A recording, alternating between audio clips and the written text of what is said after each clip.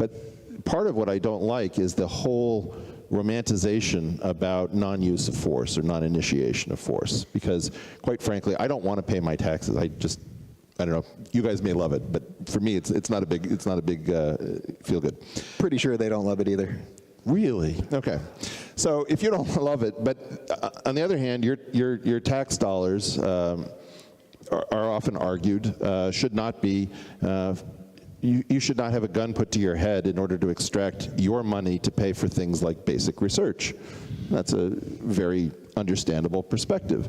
On the other hand, I view it differently, which is I'm not allowed as a mathematician or as a physicist to lay claim to the fruits of my labors under the intellectual property system. And so I'm in a bad spot, and I think that those aren't your taxpayer dollars, they're my physics dollars, right? Because my physics dollars bought the development of the semiconductor. They won World War II at the end. They created the World Wide Web out of CERN. And so all I want is a little bit of a licensing fee so I can extract money out of all of you for using all the great things that we developed. So when you say, well, why should my tax dollars be used to pay for your physics habit? My point is, are you kidding? Why should my physics dollars be supporting your lavish lifestyles when I'm not able to charge? You got the best deal in history for extracting a rent from me because I'm unfairly disadvantaged. So there's all sorts of ways of turning this around. You can look at public goods, you can look at any place where price and value gap in a market, and the problem, of course, if we're all, again, let's fast forward because the easy stuff is uninteresting. The question is the problems of fixing it using a tool, whether it's blunt or even surgical and incisive, versus the problems of leaving it alone. And it's, in some sense, it's type 1 versus type 2 error. There are two different ways to go wrong. And in general, the reason that objectivism is so powerful is that it gives a permanent thesis or antithesis in the dialectic, so that everybody who wants to use the tools has to confront the people who don't want the tools used. And the question here is, would we be better off in a universe in which something like objectivism prevailed generally, or is the use of objectivism is its highest and best use as part of a dialectic to constantly bring us to a more meaningful synthesis between two different systems with two different sets of problems? And I would also say that in terms of like the non-initiation of force, it's always strange to meet Israelis who believe in the non-initiation of force because of the '67 war. I mean, there's situations in which you can pretty much see what's coming, and you got to do what you got to do because surviving a calamity is much better than a self-extinguishing strategy.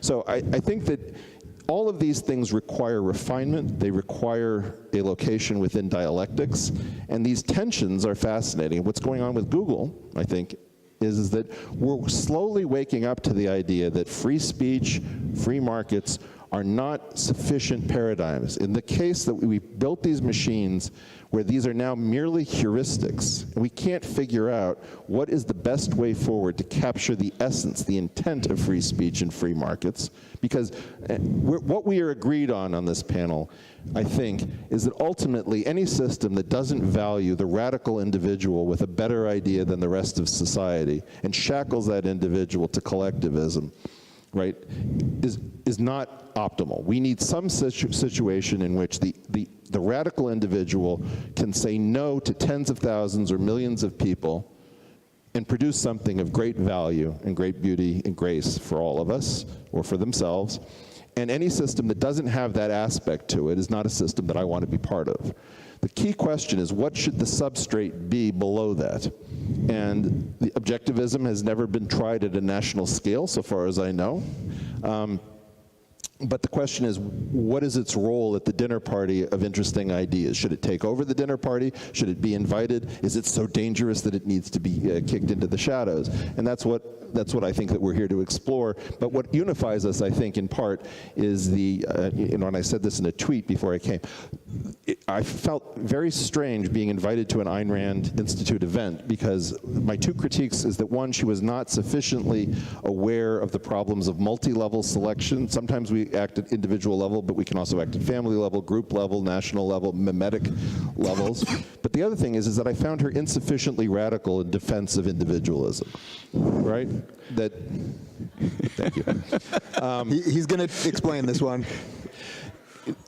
her heroes are sort of sympathetic. They're people who want to do brilliant, beautiful things. And if you read an article that I wrote called The War on Excellence, I am against excellence, many of you are for it.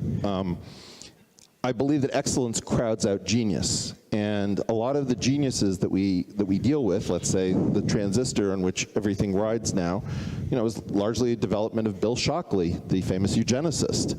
Our three-dimensional structure of DNA was understood by Jim Watson. I just spent a week with him not too long ago.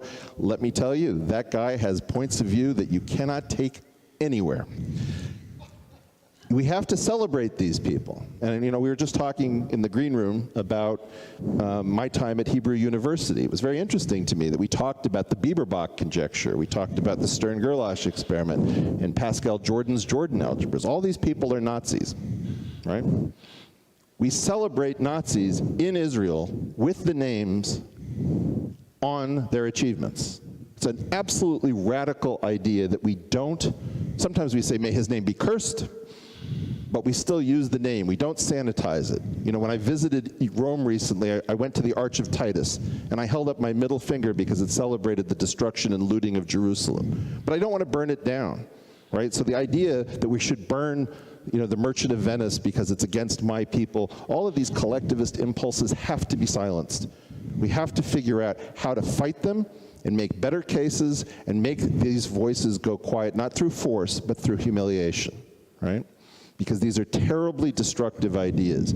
The world has birthed all sorts of fantastic things. Many of these things were created by people whose hands were not clean. And if we keep trying to sanitize everything that human beings have done and make it all brilliantly heroic, we're doomed. So we need a more radical defense of individualism than I think Ayn Rand could afford. So I think that, Eric, on a macro level, there's probably a lot that you agreed with there, and probably on a micro level, a lot that we could probably spend the next 5 hours with having you dissect. So maybe just to finish this portion, if there's just one or two things that you want to just dive into on that. Wow. Well, I mean, I have to defend Israeli initiation of force. Certainly, the concept of initiation of force,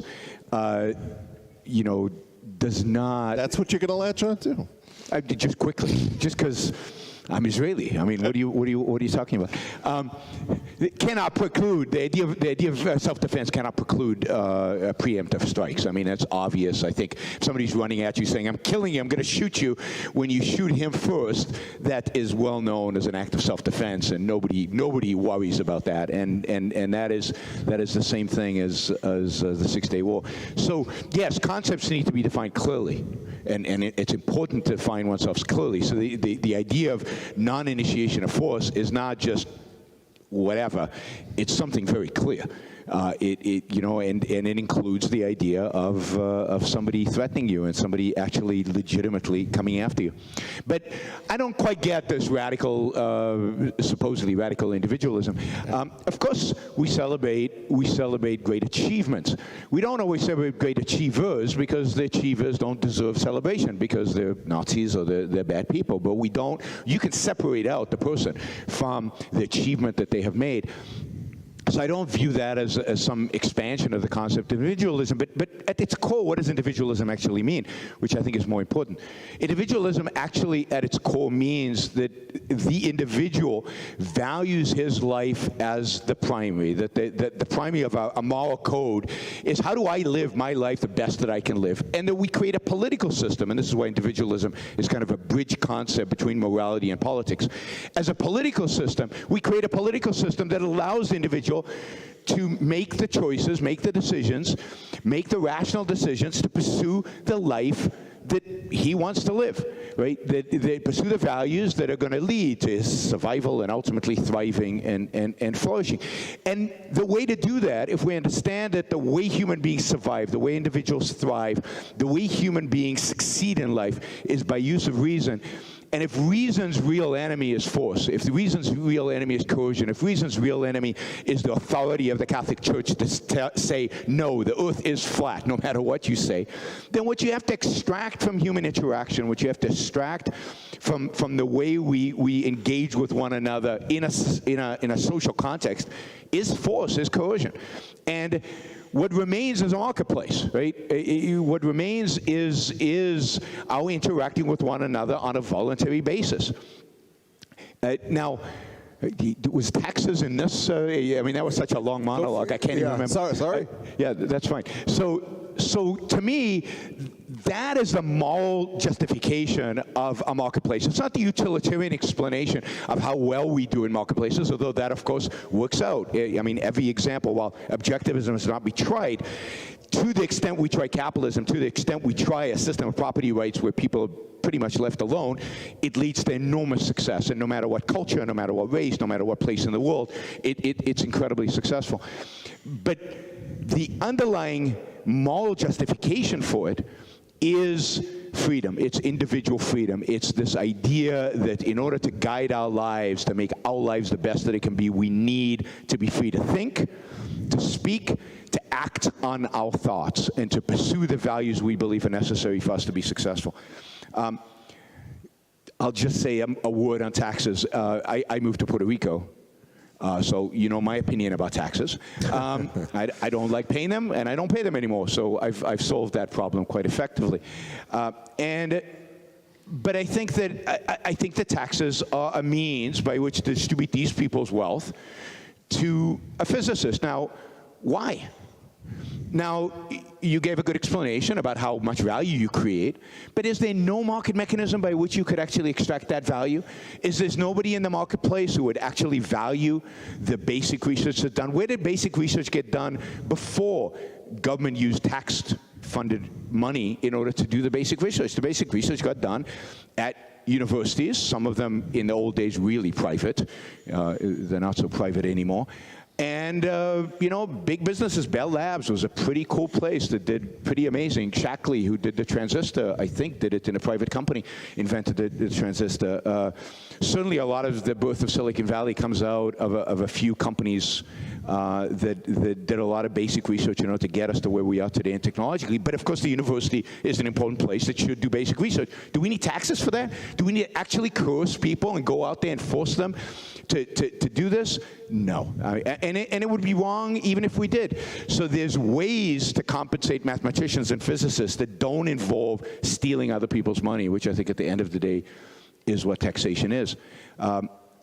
Leave people free. Let us interact voluntarily and solve these problems in the way that I think a lot of kind of the movement you guys have started proposes, by discussion and debate. I just love this, because if I could charge people for the fast Fourier transform, man, I'd invite you to my island. You don't have to live on that silly Puerto Rico. Yeah, there'd be a better island. What? Yeah. So, you know, the problem is that I get excited when you start talking about property rights to basic research. I just can't get that conversation started.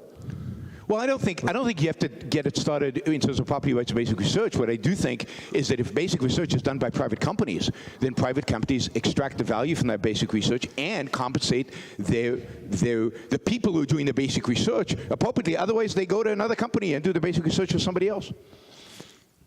It's just such a target-rich environment. I don't know where to start. Well, maybe we should, without getting too lost in the weeds on this. Oh, sure. Then how do we arrive at action? How should we arrive at action? By voluntary consent, voluntary cooperation of free men, unforced. And how do our leaders arrive? How do we arrive at our leadership? Who elects? Who appoints? The whole people elects. There is nothing wrong with the democratic process in politics. We arrive at it the way we arrived by the American Constitution as it used to be. By the constitutional process as we had it, people elect officials, but the powers of those officials, the powers of government, are strictly limited.